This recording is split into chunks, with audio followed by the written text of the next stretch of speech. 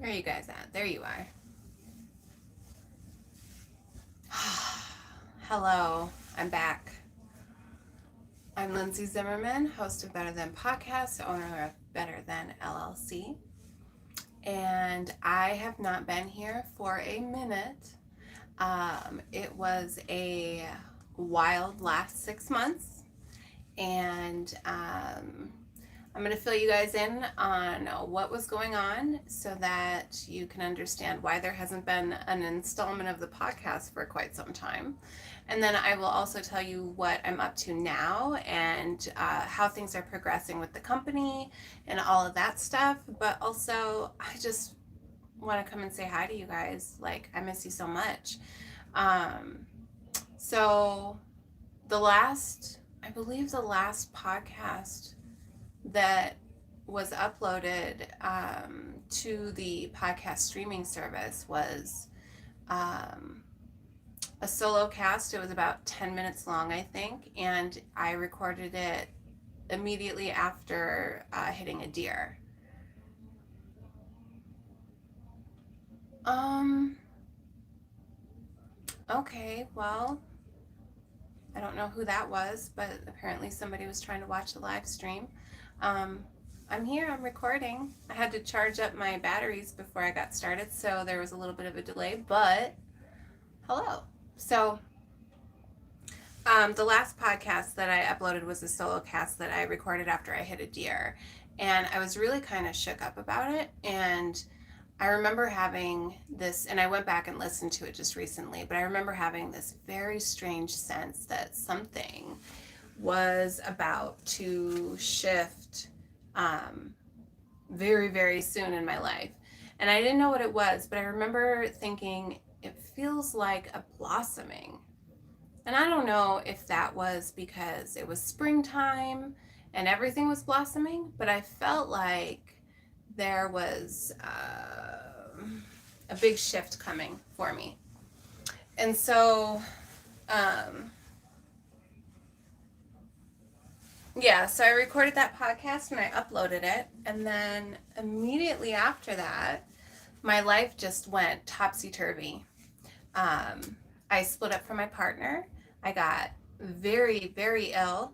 I was bedridden. I lost my business that actually supports me, um, that I've used to pay my bills with, and because I wasn't physically able to work. And then because of that, I lost my house because I couldn't pay my bills. And my kids had to go and live with family members because I physically could not care for them. And all of that happened within about 3 or 4 months. And then I was living in my car. I had recovered mostly from that illness. Actually, shortly after moving out of my house, I recovered. I would say I'm at about 80, 85% now. And that whole time that I was ill, that I wasn't able to produce anything for you guys, I was just struggling to keep my mental health. Honestly, that's what I was doing. Trying to make sure that I wasn't crushed under, um, this is so weird, but I wasn't trying to make sure that I wouldn't be crushed under the weight of losing everything, of all the weight being lifted off of me, if that makes any sense. It was a really intense experience because um, everything that constructed my life up until that point, up until I got sick, was just removed from me. My business, my family, my friends, my partner, all of these things. Um, it was like a chapter was closing in my life, but it was like six different chapters closing all at the same time. And I can tell you now, looking back, really the only thing that got me through it was understanding that I'm a child of God, you know? Um, I love the universe. I love my creator. And I know through the inner work, the spiritual work that I've done for myself, I know that I have a purpose in this life. I know that I'm here for a reason. I know that I have a job to accomplish. And I know that I wouldn't have that purpose if I was meant to just die from a mysterious illness that still hasn't been diagnosed. Like, if you have a life's purpose that you're working toward, that's not how you're going to go out. You know?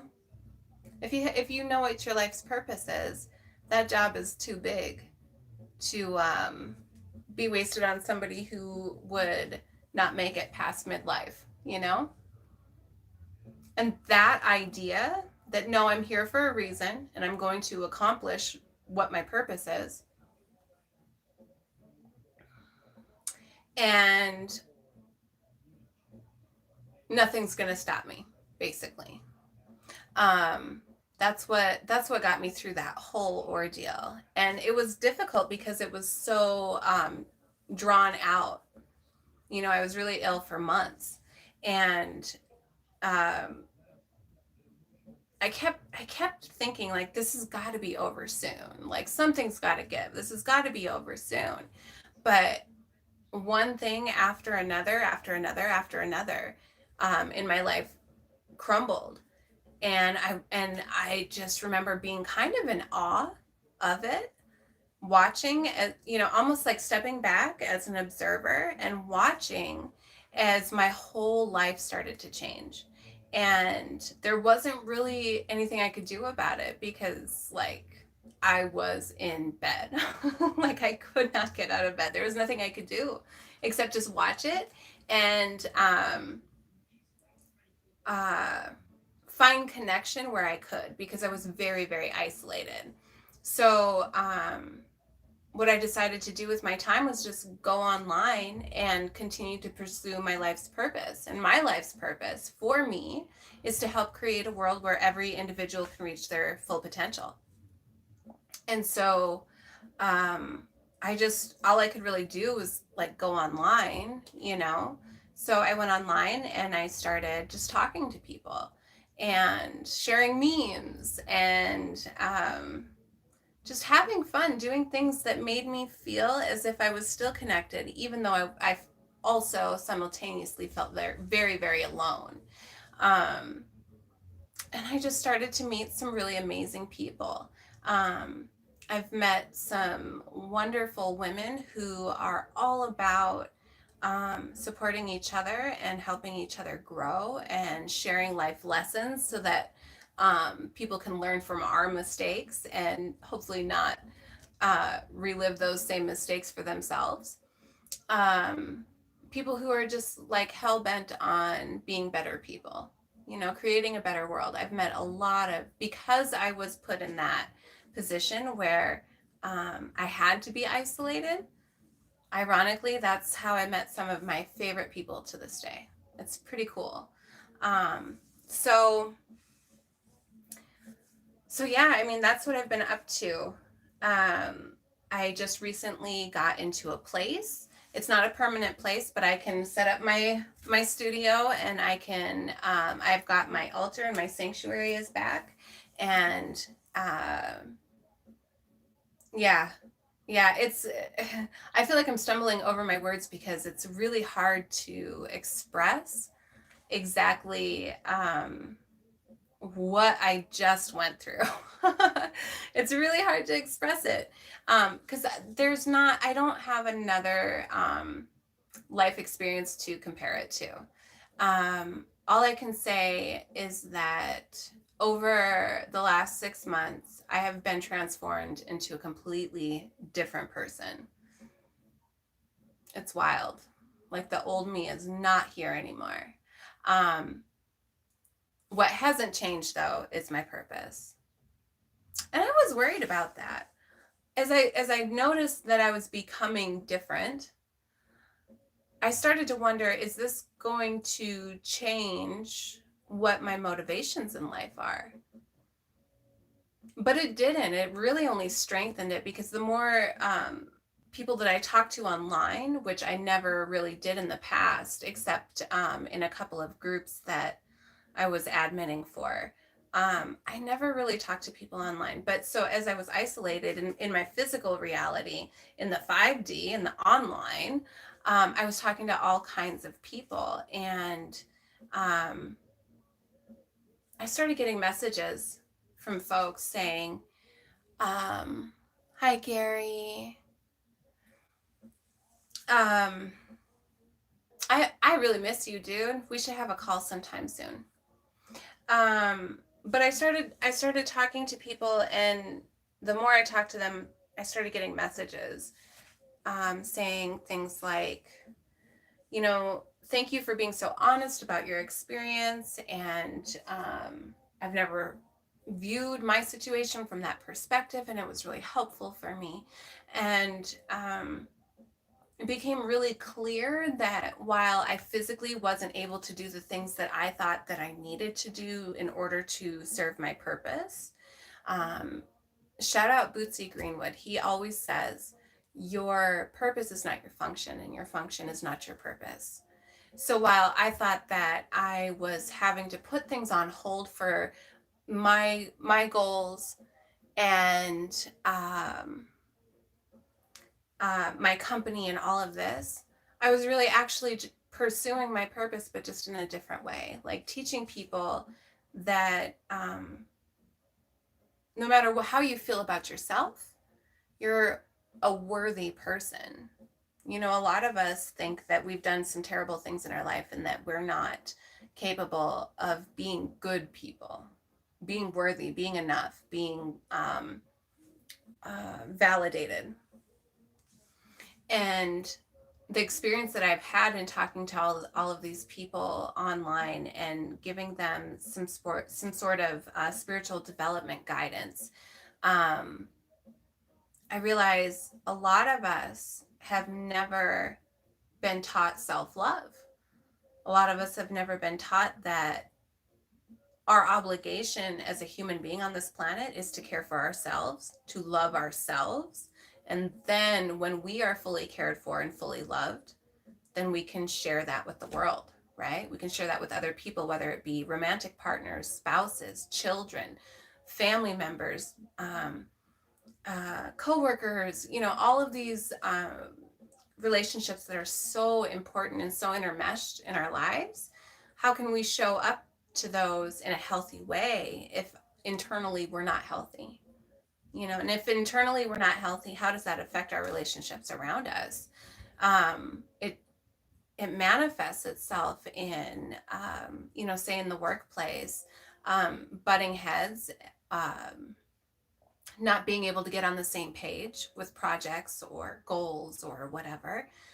In relationships, it can show up as insecurities. I mean, in business too, it can show up as insecurities, but in relationships, it can show up as codependency.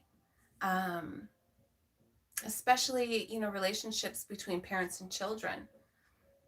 I know so many parents that when we really sit down and we talk about the issues that they're having within their family units, it comes down to codependency, looking to someone else outside of yourself for fulfillment.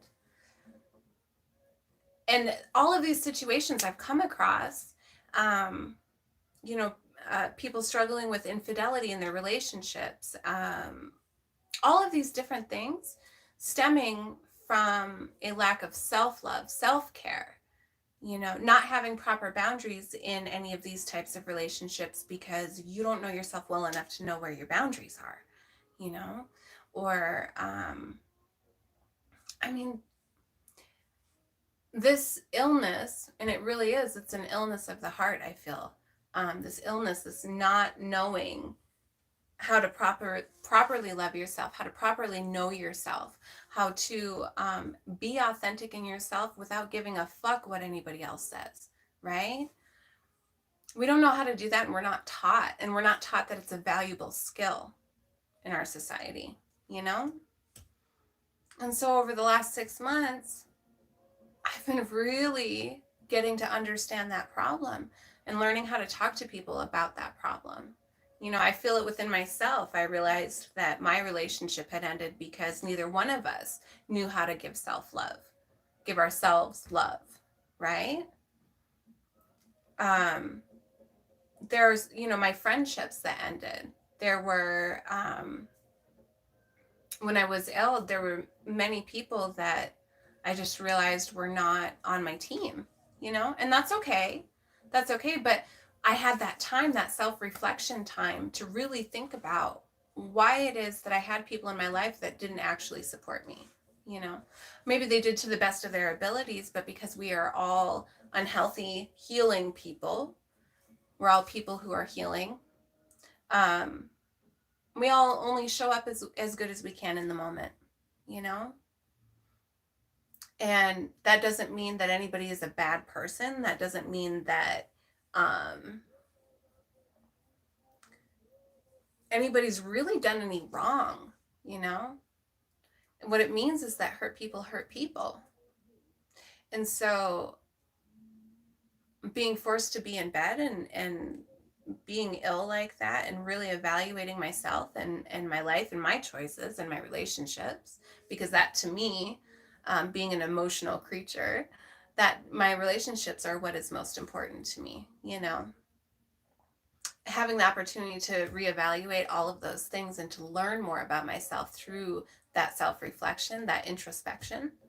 I started seeing reflections of my own problems everywhere, and the more I talk to people, the more I realize, oh, this is something that we are all struggling with, which I kind of always knew. I mean, the whole purpose of the Better Than Barter app is to incentivize people to get out into their communities and to prove their own self-worth and competence to themselves, to figure out exactly how I'm useful in my community, because that builds confidence, knowing what you can do and what you can't do. And if there's something that you can't do, somebody who can do it now. So that gives you confidence, just knowing that you have that relationship, right? That's the whole purpose of the app, is to really prove to people what their self-worth is.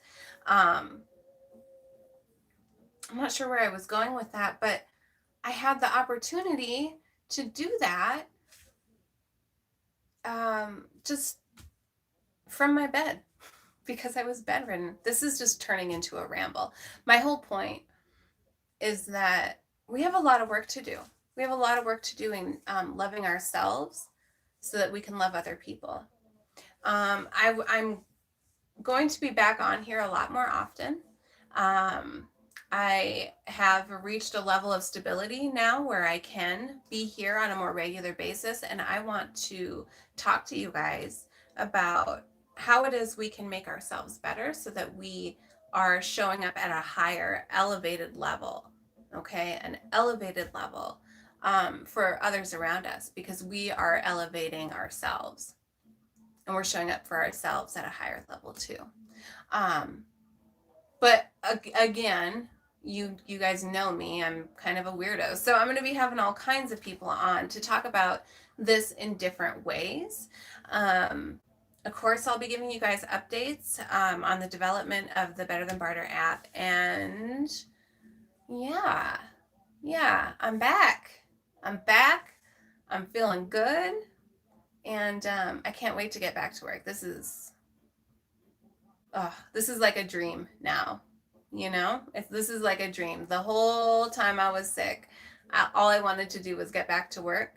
I didn't realize in the moment that I was working. I was still working, but now I get back to what I'm passionate about. So I'm so glad to be here. I'm so glad that you guys are here.